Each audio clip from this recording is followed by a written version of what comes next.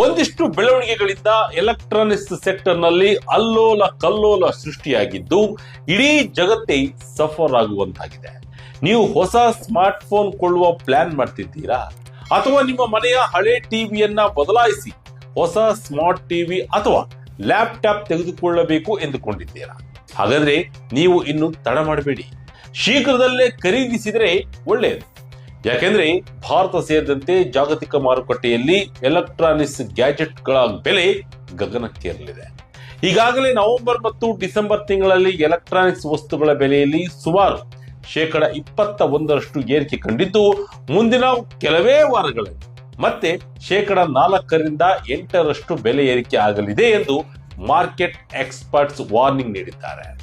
ಈ ಬೆಲೆ ಏರಿಕೆ ಕೇವಲ ತಾತ್ಕಾಲಿಕವಲ್ಲ, 2026ರ ಎಂಡ್ವರೆಗೂ ಇದೇ ಟ್ರೆಂಡ್ ಮುಂದುವರಿಯಲಿದ್ದು, ಮೊಬೈಲ್ ಮತ್ತು ಲ್ಯಾಪ್ಟಾಪ್ಗಳ ಬೆಲೆ ಗ್ರಾಹಕರ ಕೈಗೆಟಕದಷ್ಟು ದೂರ ಹೋಗುವ ಸಾಧ್ಯತೆ ಇದೆ.